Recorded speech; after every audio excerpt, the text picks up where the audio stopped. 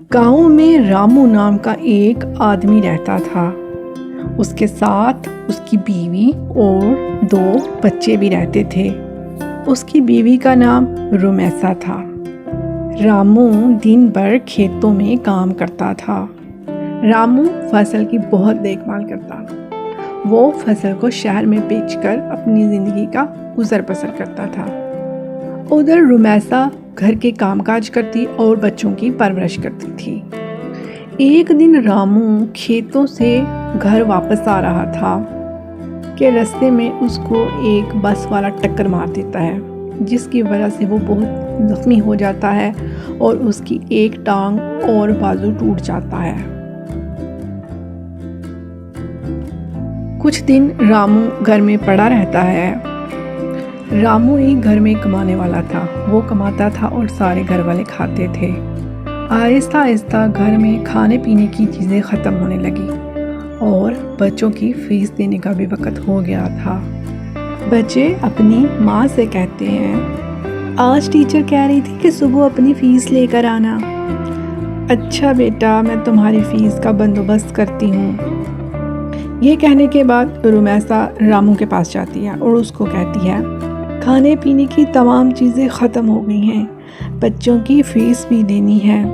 तुमको तो ठीक होने में अभी वक्त लगेगा, तो मैं ऐसा करती हूँ कि मैं कुछ काम काज करना शुरू करती हूँ और बच्चों का पेट भी तो पालना है ना। तुम क्या काम करोगी? तुमको तो कोई बाहर का काम नहीं करना आता, और तुम बाहर का काम कैसे हैंडल करोगी? तुम तो सिर्फ घर का काम ही करना जानती हो। मैं सोच रही थी कि बर्गर बेचने का ठेला लगा लेती हूँ। घर में मैं बर्गर तैयार कर लिया करूँगी और बाहर ठेला लगाकर बेच दिया करूँगी। तुम अकेली ये सब कैसे करोगी? तुम घर का काम भी करती हो और तुमको बाहर का काम भी करना पड़ेगा। कोई बात नहीं, मैं सारा कुछ हैंडल कर लूँगी। वो बड़ी मुश्किल से रामू को मनाती है। इस तरह रामू उसकी बात मान लेता है और उसको ठेला लगाने की इजाज़त दे देता है। रुमैसा सोचती है कि गांव में एक आदमी है, उसके पास ठेला पड़ा हुआ है। क्यों ना मैं उसको जाकर कहती हूँ कि ये ठेला मुझको दे दो, ये तुम्हारे लिए ऐसे ही फजूल पड़ा हुआ है। वो ये सोचकर उस आदमी के पास जाती है और उसको कहती है, भाई ये ठेला मुझको दे दो, मैंने इस पे बर्गर लगाने हैं। आपको तो पता ही है ना, रामू का एक्सीडेंट हो गया है और वो ज़ख्मी पड़ा हुआ है। वो कोई घर का काम काज नहीं कर सकता, तो मुझे ही करना पड़ेगा। तो मैं चाहती हूँ कि आप ये ठेला मुझको दे दें। ठीक है बहन, ले जाओ। रुमैसा वो ठेला ले आती है और जो उसने बर्गर तैयार किए होते हैं वो उस पर लगा देती है। रुमैसा बर्गर लगाकर बैठी होती है और ग्राहक का इंतज़ार कर रही होती है, लेकिन कोई भी ग्राहक अभी तक नहीं आता। इसी तरह दोपहर का टाइम हो जाता है, लेकिन बर्गर ख़रीदने वाला कोई भी नहीं आता और रुमैसा दिल में सोचती है, दोपहर का टाइम हो गया है, अभी तक बर्गर ख़रीदने वाला कोई भी नहीं आया। मैं बच्चों की फ़ीस कैसे भरूंगी और रामू की मेडिसिन भी तो लेके आनी है, वो भी ख़त्म हो गई है। मैं क्या करूं? अभी वो ये सोच ही रही होती है कि एक गरीब औरत उसके पास आती है। वो रुमैसा को कहती है, बहन मुझको भूख लगी हुई है, मैंने 2 दिन से कुछ नहीं खाया, मुझको खाने के लिए कुछ दे दो। रुमैसा को उस पर तरस आ जाता है। वो कहती है, ये लो बर्गर और पानी और पेट भर कर खाओ, अगर तुमको और ज़रूरत पड़े तो मुझसे ले लेना। वो गरीब औरत पेट भर कर खाती है और रुमैसा को दवाएं देती हुई चली जाती है।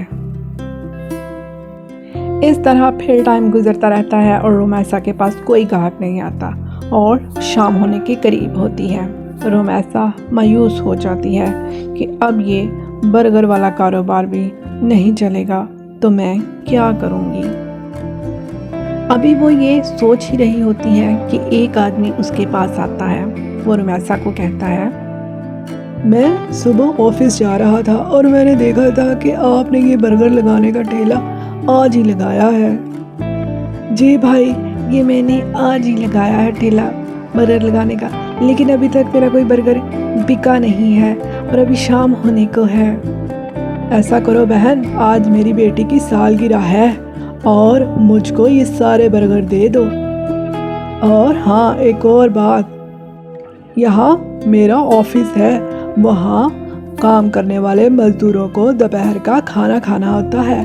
मैं उनको ऐसा कहूँगा कि वो ये बर्गर खरीद कर यहाँ से ले जाया करें। तो आप ऐसा करना कि दोपहर के टाइम बर्गर तैयार रखना और वो आपके सारे बर्गर यहाँ से खरीद कर ले जाया करेंगे। बहुत बहुत शुक्रिया, आपने ये मेरी मुश्किल भी हल कर दी। नहीं भाई, शुक्रिया की कोई बात नहीं है। यूँ सारे बर्गर वो आदमी खरीद लेता है और रुमैसा का शुक्रिया अदा करता है। रुमैसा खुशी खुशी घर की तरफ चल पड़ती है।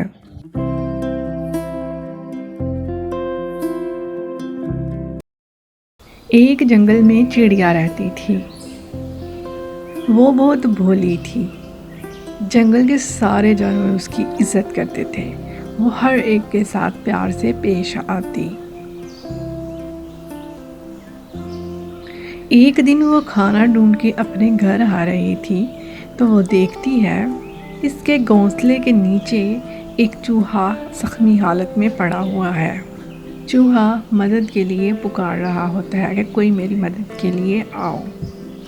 चिड़िया को इस पे बहुत तरस आता है और वो उसको उठा के अपने घोंसले में ले जाती है और वो चूहे से पूछती है कि तुम ज़ख्मी कैसे हुए हो।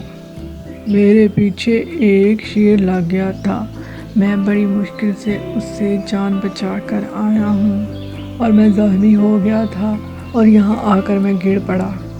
कोई बात नहीं, जब तक तुम ठीक नहीं हो जाते तुम मेरे ही घर में रहो। यूँ वो चूहा जब तक तंदुरुस्त नहीं हो जाता वो चिड़िया के घर में ही रहता है। चूहा सोचता है कि चिड़िया कितनी भोली है, इसको पता ही नहीं कि मैं इसको खा जाऊंगा। जब चूहा बिल्कुल तंदुरुस्त हो जाता है वो चिड़िया को कहता है आओ हम कहीं बाहर चलें।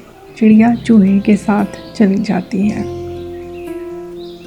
चूहा दिल में सोच रहा होता है कि मैं चिड़िया को कैसे खाऊं।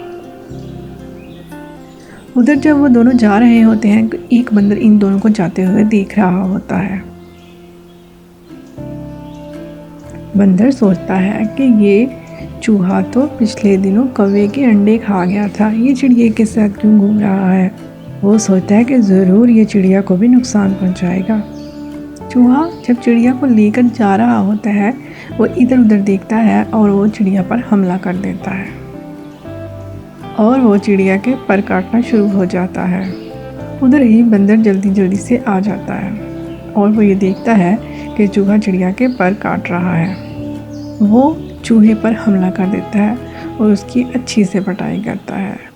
इस तरह चिड़िया की जान बंदर की वजह से बच जाती है और वो दोनों दोस्त बन जाते हैं। अगर आपको वीडियोस अच्छी लग रही हो तो प्लीज़ चैनल को सब्सक्राइब कीजिए और फैमिली फ्रेंड्स में शेयर करें।